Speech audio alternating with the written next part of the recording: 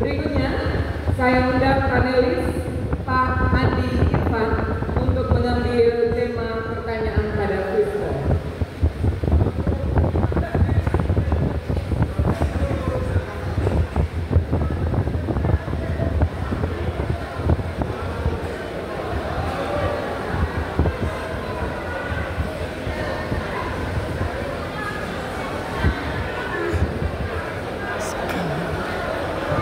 Meningkatkan kesejahteraan masyarakat.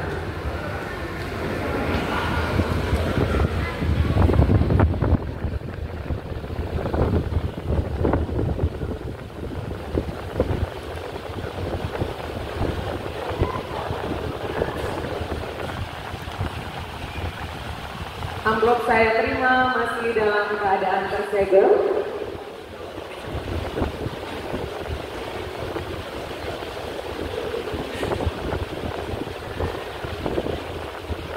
Untuk paslon 2, saya akan membacakan pertanyaan, mohon disimak baik-baik. Pertanyaan hanya akan dibacakan satu kali dan tidak dapat diulangi.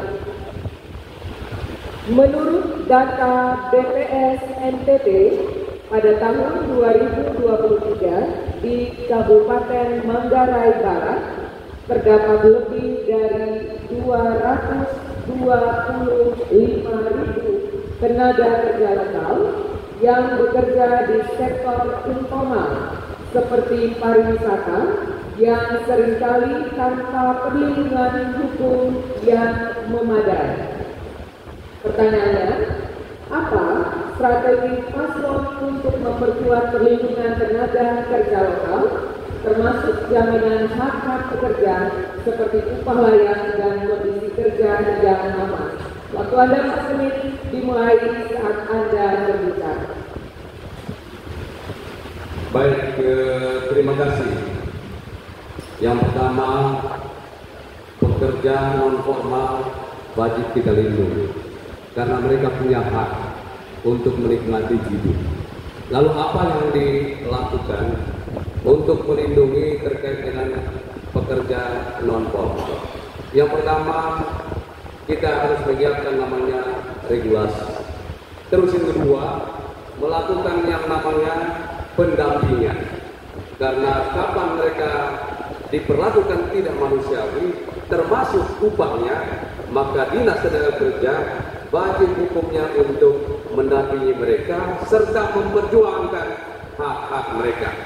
Untuk diketahui bahwa satu-satunya kabupaten yang ada di NTT, bahkan Indonesia, yang memberikan namanya jaminan sosial berupa BPJS Ketenagakerjaan untuk pekerja rentan, Manggarai Barat, satu-satunya kabupaten yang sudah mengalokasikan BPJS Ketenagakerjaan terkait dengan para pekerja yang rentan dengan risiko yang sangat tinggi.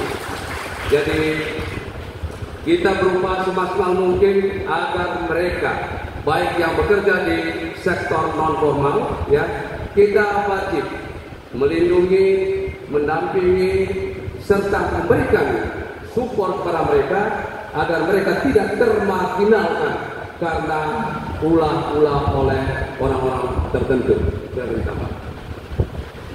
Baik. Pemerintah daerah juga punya peran untuk bagaimana mengevaluasi setiap perjanjian yang telah dibuat oleh pemilik pemberi kerja dengan tenaga kerja. Evaluasi ini rutin dilakukan setiap bulan untuk mengetahui apakah ada pelanggaran terhadap perjanjian yang telah dibuat.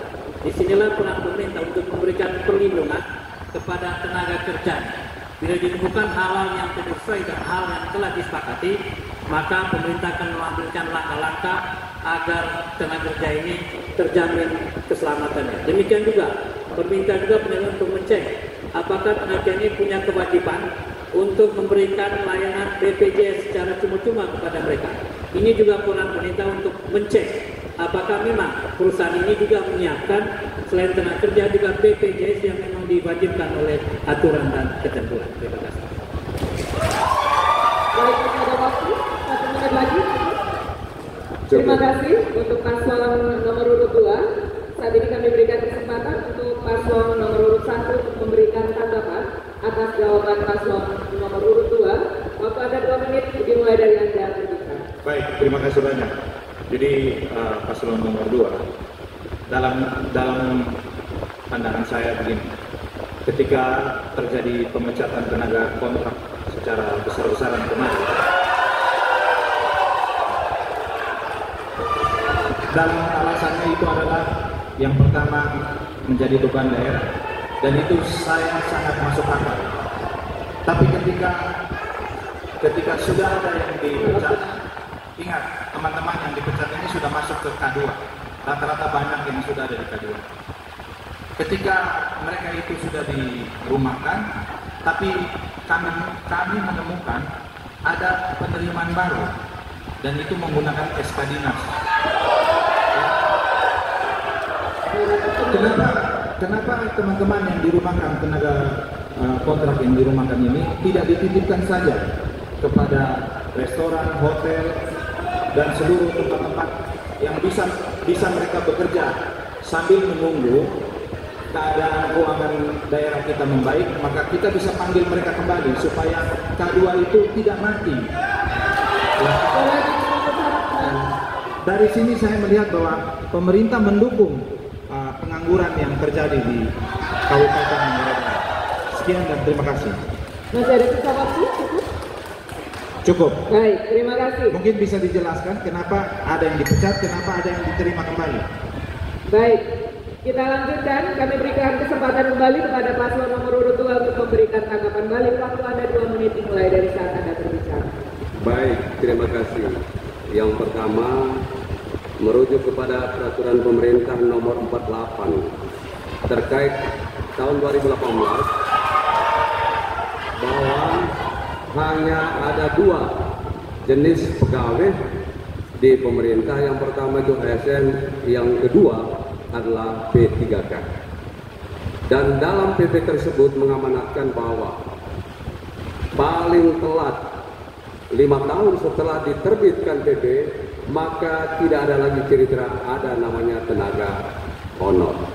Itu yang pertama. Terus yang kedua, ya, bagaimana terkait dengan soal keberadaan? Tentu kita menggunakan yang namanya prinsip efektif, efisien. Lalu apa yang dilakukan? Pentahapan-pentahapannya. Yang pertama adalah setiap OPD melakukan evaluasi terkait dengan soal kompetensi termasuk kinerja dari para TKD tersebut, ya.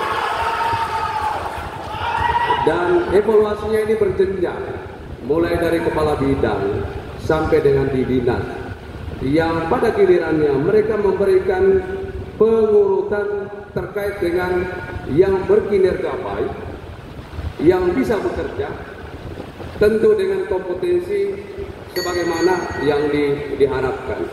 Lagi-lagi Pak Mario dan Pak Rikar terkait dengan soal pemecatan, lagi-lagi itu tidak hanya sebatas karena terkait dengan anggaran, regulasi yang mendorong agar tidak boleh lagi ada yang namanya pegawai TKD di lingkup pemerintah Kabupaten Manggarai Barat. Terima kasih.